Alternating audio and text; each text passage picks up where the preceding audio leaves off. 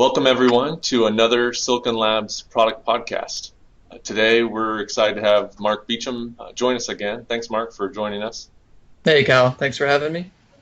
We thought it would be a great idea. You and I were talking, and we haven't given an update on our microcontrollers in a while. And I know there's a lot of new opportunities and some exciting things that you're seeing as the manager of that product line. Can you give the listeners a little update on where you see the microcontrollers at Silicon Labs and some of the opportunities?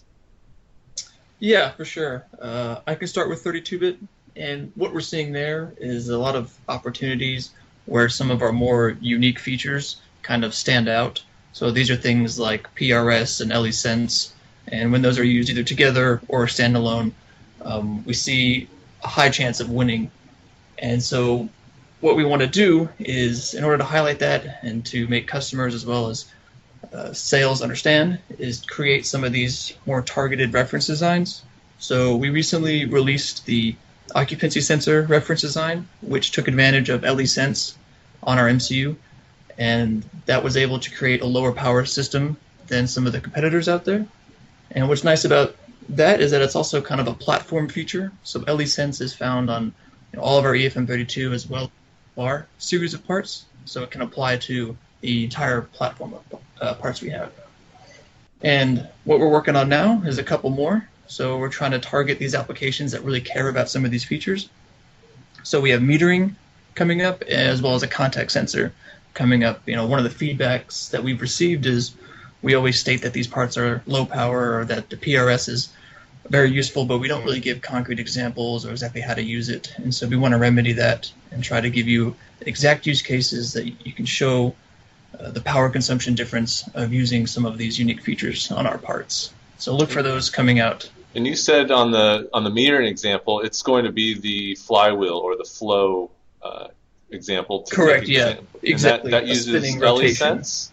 Is that LE-Sense or is that PRS? We're going to try to use a combination of both on that one. Great. And then secondarily, on the 8-bit side of things, we're seeing a lot of outdated BOMs. So recently we had a customer that made stovetop cookers for like McDonald's and customers like that.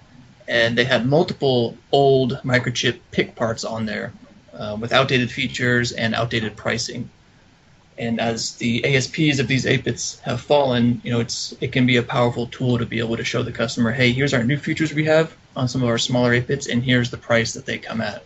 And so it can lead to a very easy opportunity or a very easy engagement. Say, hey, let's open your design, and we can really save your BOM costs. If you're using multiple PIC parts, you start shaving a lot of cost by replacing those. Yeah, and that's every time I've talked to people and talked to customers, they're surprised, there's still a gap between a 32-bit low-end solution and an 8-bit.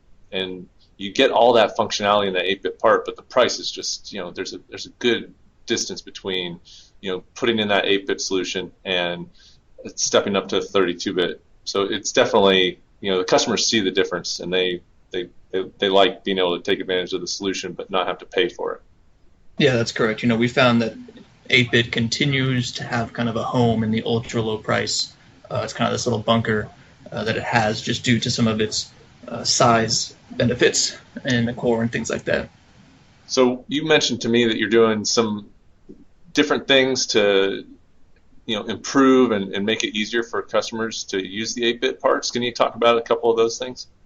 Yeah, so here we recognize some of the barriers to use the part, and if we want customers to switch from an architecture that they're very familiar with, like PIC, to our parts, we have to make it as easy as possible. So the first thing we're going to do is release an 8-bit standalone Studio. So it's going to be a much lighter version of Studio with only what you need for 8-bit, so none of the bloat. And we'll also be looking to do this for the 32-bit parts as well. And this will make easier use to install, easier debugging. It just will be a little bit faster. It can have an offline version, since we don't really update the 8-bit stuff very often. It's kind of like you download it once and it won't be checking for updates every time you open it, as the SDK doesn't really change too much. And then also, one thing that we want people to understand with the 8-bit parts is we recently re-signed our compiler license for Kyle, and so you get this lightweight IDE for free, you get the debugger, and now you get the best compiler on the market all for free. So that really low ASP for the hardware is the only cost to the customer. And everything else comes with it for free.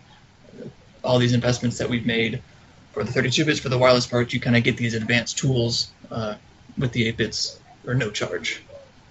Yeah, we just did a workshop in the different territories, and we used the EFM8 parts, and it was real simple. And then some of the customers were surprised. They said, "Oh, I got a full Kyle license," and it was as easy as just once it installs, it says "Get a license." Click over, go to the website, get the new license, and paste it in. So that I think a lot of the customers were happy that they didn't have to wrestle with other compilers. They got the best in class. That's a good service we give to the customers. Yeah, and it's completely unrestricted, not size limited. It's the full license. And some of these, well, now that the ASP of these 8 bits have dropped, right? If you're paying $10K a year for whatever license on your development compiler between your 3 or 4 developers, that's a lot of 8-bit chips you could be buying for that license fee. Yeah, absolutely. And this is exciting for me. I'm a kit guy. I like to work with the different parts and see the different demonstrations and examples that you guys provide. But you told me about a new kit that you're providing for customers. Can you talk about that one? Yeah, so coming out soon, we do recognize that the starter kit with the LCD, it's a very awesome demo platform. The fact that you can play Space Invaders on an ultra low cost BB1 is pretty impressive. But a lot of the peripherals on that chip, if you only have 20 pins and you're taking up 4 for the SPI, 4 for the joystick, you really don't have that many pins that are just easily evaluation where you can just fly wire to it. And those are also expensive. So if we want to make the parts easier to use, if we want people to switch to our tools and our development experience, we're going to have to make it simpler and easier. So we're kind of doing it's a pilot program with the BB1 low-cost kit. It's just the chip, a simple onboard debugger, so you can just plug it in. We have a bunch of demos for all the peripherals, so for timers, PWMs, ADC, whatever you need. And you can hook up right to the headers and just kind of get a motor spinning, get a light blinking, UART to SPI bridge, whatever you want to get, an IO expander. It should be very simple and very cheap. That's great. So it sounds like there's a lot going on with microcontrollers. Mark, thank you for joining us for this episode. We're going to have you joining us in a little bit. We're going to talk about the other products that you help represent, which is the sensor products. But appreciate the time you spent today. Is there a website or a short URL that people can go to get more information on the Silicon Labs microcontrollers? Yeah, if you go to our website, scilabs.com/MCU, you can start finding some of the new stuff that's coming out in the next 6 months. You can look at the PIR occupancy design that's out now, and just look for some of the newer stuff as well as it comes out. All right. Well, thank you very much, Mark. And thanks, everyone, for listening to this latest podcast from Silicon Labs. Yeah, thanks for having me, Kyle.